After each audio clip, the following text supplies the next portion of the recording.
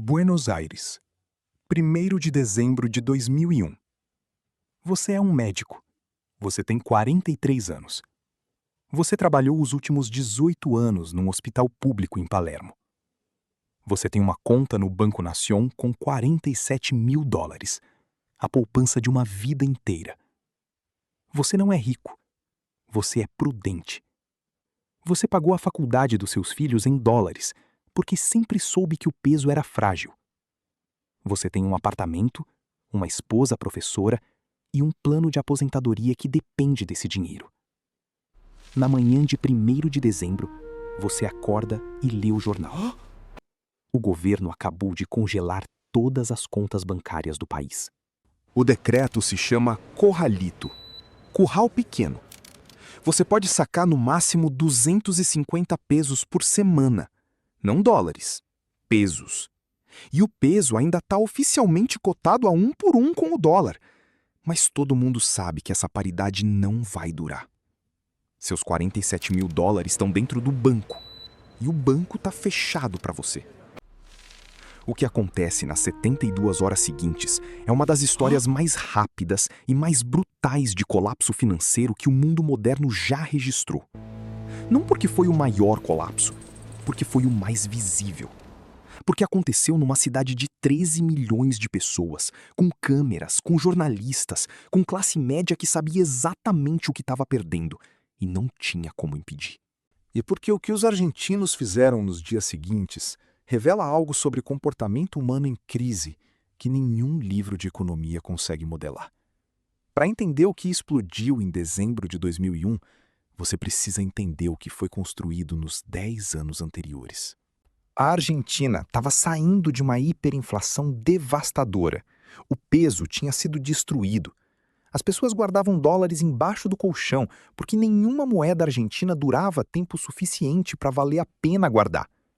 Um economista chamado Domingo Cavallo, ministro da Economia do presidente Carlos Menem, propôs uma solução radical: paridade fixa. 1 peso igual a 1 dólar, por lei. O plano de convertibilidade atrelou o peso ao dólar numa taxa de câmbio de 1 para 1, garantida pelo Banco Central. Para cada peso em circulação, havia 1 dólar em reservas. Era uma camisa de força monetária voluntária. O governo estava essencialmente dizendo: não confiamos em nós mesmos para administrar nossa própria moeda, então vamos amarrar nossas mãos. Funcionou, por um tempo. A inflação despencou. O investimento estrangeiro chegou. A economia cresceu.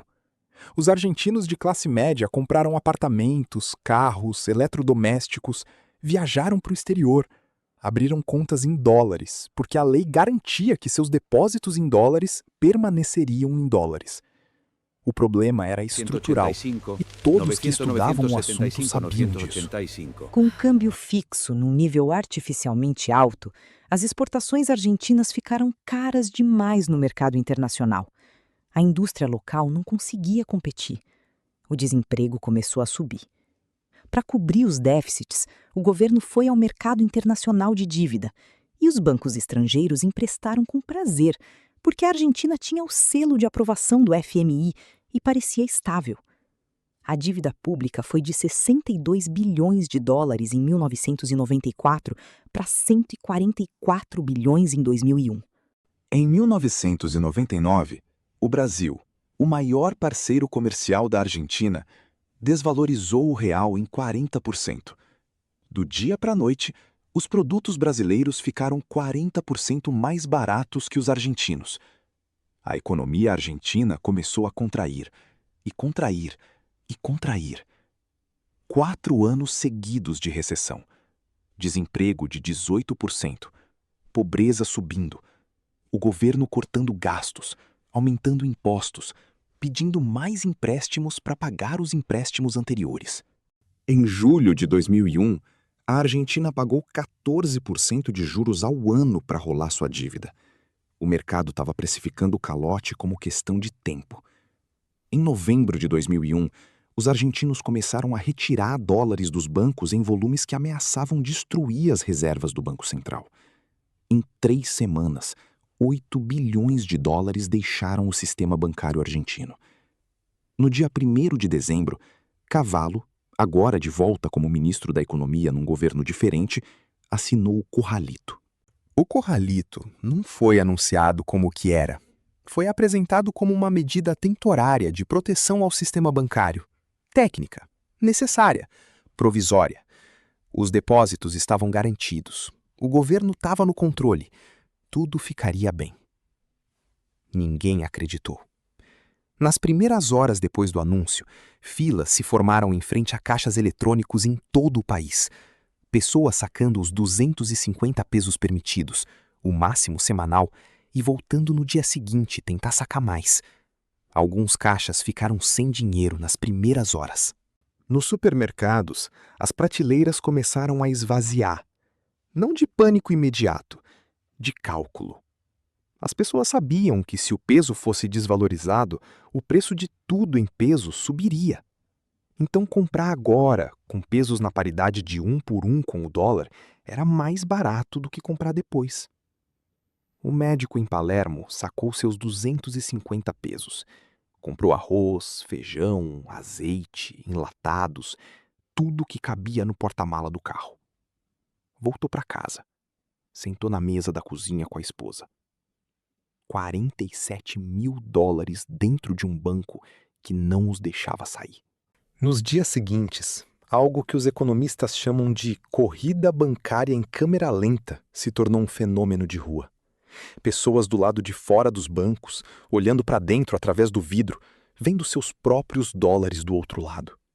Inacessíveis. Uma mulher em Buenos Aires foi filmada por uma equipe de televisão batendo na vitrine de um banco com as palmas das mãos abertas. Ela não estava furiosa, estava em estado de choque. Ela dizia: está aqui dentro, é meu. 19 de dezembro de 2001. O presidente Fernando de la Rúa apareceu na televisão às 21 horas para anunciar estado de sítio. Protestos estavam se espalhando pelo país. A CGT, a principal central sindical, havia declarado greve geral. Supermercados no interior do país estavam sendo saqueados. O estado de sítio proibia reuniões públicas, determinava recolher obrigatório. Às 21h15, enquanto de la Rúa ainda falava, pessoas em Buenos Aires começaram a sair de seus apartamentos com panelas e colheres de pau. Panelaço. Não foi organizado, não teve liderança, não teve manifesto. Foi espontâneo e simultâneo em dezenas de bairros ao mesmo tempo. Pessoas abrindo janelas, descendo escadas, se encontrando na rua com seus vizinhos pela primeira vez. Não para protestar politicamente, mas porque o barulho das panelas era a única linguagem disponível para expressar o que não tinha palavras. Na Avenida de Maio, em frente à Casa Rosada, a multidão chegou aos milhares às 22 horas. A polícia usou gás lacrimogênio. A multidão não recuou. Usou balas de borracha. A multidão cresceu. Naquela noite e no dia seguinte, 39 pessoas morreram nos protestos em todo o país. Não 39 feridos, 39 mortos. De la Rúa renunciou em 20 de dezembro. Saiu da Casa Rosada de helicóptero, uma imagem que a Argentina não conseguiu apagar da memória coletiva. Nos 11 dias seguintes, a Argentina teve 5 presidentes. O que aconteceu depois da renúncia de la Rúa é a parte da história que os livros de economia raramente contam em detalhe, porque não cabe bem nos modelos. Com o sistema bancário congelado, com o governo em colapso, com a paridade cambial se desfazendo na prática, mesmo antes de ser oficialmente abandonada, os argentinos começaram a inventar. Em Santa Fé, um grupo de comerciantes criou uma moeda local chamada crédito. Não era uma declaração política, era uma solução para um problema imediato. Como pagar funcionários, como comprar mercadorias, como manter o comércio funcionando quando a moeda oficial estava presa dentro de um banco e o câmbio estava num limbo. Os créditos eram impressos em papel simples, com numeração de controle. Eram aceitos em padarias, farmácias, mercados, em qualquer estabelecimento que concordasse em participar da rede. No pico, estimativas indicam que mais de 6 milhões de argentinos participavam de redes de trueque, troca direta, e moedas locais em todo o país. Dentistas que não podiam cobrar em pesos aceitavam cortes de cabelo. Professoras que não recebiam salário ensinavam inglês em troca de verduras. Um advogado em Córdoba documentou ter pago o conserto do seu carro com horas de consultoria jurídica. O sistema oficial havia congelado. O sistema informal havia criado liquidez do nada. Não porque as pessoas eram excepcionalmente criativas ou preparadas, porque a alternativa era não comer. 3 de janeiro de 2002. O novo governo, o quinto em 11 dias, declarou o maior calote soberano da história até então. 93 bilhões de dólares em dívida externa. Não seriam pagos. No dia 6 de janeiro, a paridade cambial foi oficialmente abandonada. O peso foi desvalorizado. Em 3 meses, o peso perdeu 75% do seu valor em relação ao dólar. Os 47 mil dólares do médico em Palermo, aqueles que estavam presos no banco, foram convertidos compulsoriamente para pesos na nova taxa. Seus 47 mil dólares viraram 47 mil pesos. E os 47 mil pesos valiam agora aproximadamente 15.700 dólares. Num decreto. Numa noite. 66% destruídos. Isso tem um nome: pesificação assimétrica. Os economistas que estudam crises cambiais usam esse termo de forma neutra, como um mecanismo técnico.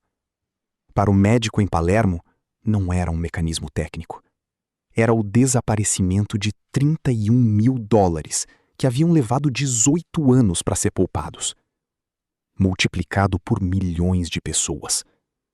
A classe média argentina, a maior e mais próspera da América Latina, o orgulho do país, o resultado de décadas de mobilidade social, foi destruída numa velocidade que deixou os próprios argentinos em estado de incredulidade por anos. Aqui está o que a história oficial da crise argentina raramente menciona diretamente. Havia pessoas que saíram da crise relativamente intactas, não porque eram sortudas, porque haviam tomado decisões específicas nos meses e anos anteriores. Os que mantinham dólares físicos em casa, não em conta bancária, não foram afetados pela pesificação. Seus dólares permaneceram dólares. Os que haviam comprado imóveis com dólares físicos, não financiados, comprados à vista, mantiveram ativos reais que os pesos desvalorizados não podiam tocar. Os que haviam diversificado para contas em bancos no exterior, Uruguai era o destino mais comum para os argentinos de classe média com recursos para isso, mantiveram acesso a dólares reais enquanto seus vizinhos batiam nas vitrines dos bancos. E os que participaram das redes de trueque nos primeiros meses caóticos, os que haviam construído relações de troca direta antes da necessidade se tornar urgente, comeram quando os supermercados esvaziaram. O padrão é sempre o mesmo. Não é que essas pessoas previram o colapso com precisão. É que haviam reduzido sua dependência de um único ponto de falha, o sistema bancário oficial, de formas que se revelaram decisivas quando esse ponto de falha se materializou. A diferença entre o médico em Palermo e a professora no apartamento acima do dele não era inteligência, era diversificação. Ela mantinha 3 meses de despesas em dólares físicos numa caixa em casa. Ele confiou que o banco guardaria seus dólares com segurança, porque a lei garantia isso. A lei foi reescrita numa noite. O Corralito foi formalmente encerrado em dezembro de 2002, exatamente 1 ano depois de começar. Durante esse ano, estimativas econômicas indicam que a Argentina perdeu aproximadamente 28% do seu PIB. Mais da metade da população caiu abaixo da linha de pobreza. A classe média encolheu em proporções que levaram uma geração para começar a se recuperar. Domingo Cavallo, o arquiteto tanto do plano de convertibilidade que criou a dependência quanto do corralito que a congelou, deixou o governo em 19 de dezembro de 2001, o mesmo dia da renúncia de Della Rua. Foi processado criminalmente. Os processos duraram anos. Ele permanece livre. As redes de troque que surgiram durante a crise chegaram a ter 7 milhões de participantes em 2002. Em 2003, quando a economia começou a se estabilizar, a maioria delas desapareceu tão rapidamente quanto havia surgido. As pessoas voltaram para o sistema formal. Mas não completamente. Uma pesquisa do Banco Central argentino em 2005 indicou que aproximadamente 40% dos argentinos mantinham uma parcela de suas poupanças em dólares físicos, fora do sistema bancário, um comportamento que persistiu por décadas depois da crise. Os argentinos aprenderam. A maioria aprendeu tarde, mas aprendeu. Buenos Aires. Hoje. A Argentina é o país que mais vezes declarou calote soberano na história moderna. 9 vezes desde a independência. A última, parcialmente em 2020. O peso perdeu 99% do seu valor em relação ao dólar nos últimos 20 anos. E ainda assim, nas eleições de 2023, os argentinos elegeram um presidente que prometeu dolarizar completamente a economia, eliminar o peso e adotar o dólar como moeda oficial. Não como plano técnico de economistas, como resposta emocional de uma população que viu sua moeda ser destruída repetidamente e simplesmente não confia mais nela. Isto não é ideologia, é memória. O médico em Palermo aposentou-se com muito menos do que havia poupado. Seus filhos cresceram e abriram contas em dólares em bancos no Uruguai, porque o pai lhes contou a história. Não como lição de economia, como advertência pessoal. O corralito foi uma noite. A pesificação foi um decreto. A destruição foi permanente. E aqui está a pergunta que cada colapso financeiro da história deixa sem resposta satisfatória. O sistema bancário existe para guardar o dinheiro das pessoas com segurança. Esse é o contrato fundamental. O banco guarda, você confia. A lei protege. Na Argentina, de dezembro de 2001, o banco não entregou. O governo reescreveu a lei. E a única proteção real que existia estava nas mãos, literalmente, das pessoas que não haviam confiado completamente no sistema para começar. Isto não é um argumento contra os bancos. É um argumento contra a dependência exclusiva de qualquer sistema único para guardar o que você levou uma vida para construir. O padrão é matemático. O resultado é inevitável. A única variável é o quanto você depende de um único ponto de falha quando a noite errada chega. Agora vá diversificar, antes de ser forçado a bater na vitrine de um banco com as palmas das mãos abertas.